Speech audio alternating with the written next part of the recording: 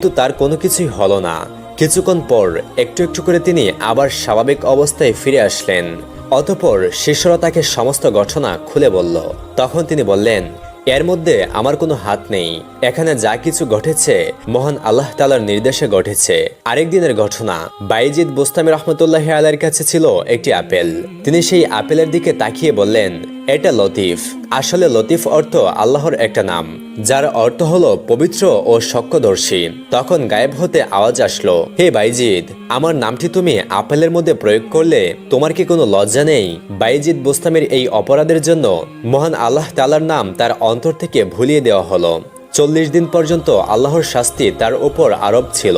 এরপর অনুতপ্ত হয়ে বাইজিদ বুস্তামি রহমতুল্লাহি আলাইহি প্রতিজ্ঞাবদ্ধ হলেন, তিনি জীবনে কোনোদিন বুস্তাম শহরের কোনো ফলকে স্পর্শ করবেন না।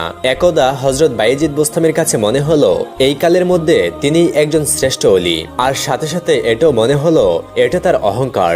যাই হোক, অস্বস্তি নিয়ে বাইজিদ বুস্তামি রহমতুল্লাহি আলাইহি খুরাসানের উদ্দেশ্যে রওনা দিলেন। অতঃপর তিনি একটি জায়গায় গিয়ে আল্লাহর কাছে বললেন, হে আল্লাহ, যতক্ষণ না আমার এই দ্বন্দ্ব দূর হবে ততক্ষণ পর্যন্ত আমি এখান থেকে যাব না। অতঃপর 3 দিন 3 রাত এখানে কেটে গেল।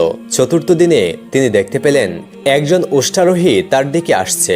অতঃপর সে কাছে এসে উঠে থাকা আরোহী রাগান্বিত হয়ে বললেন, হে বাইজিদ, তুমি কি চাও এই বুস্তাম শহর ধ্বংস করে দেই? ওই লোকের কথা শুনে হযরত বাইজিদ বুস্তামি রহমতুল্লাহি আলাইহি হুঁশ ফিরে আসে।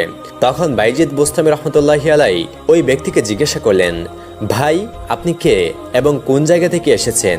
তখন ওই ব্যক্তিটি বলল, তুমি যখন আল্লাহর কাছে শপথ করছিলে তখন আমি এই জায়গা থেকে 3000 মাইল দূরে ছিলাম, আর সেখান থেকেই আমি এসেছি।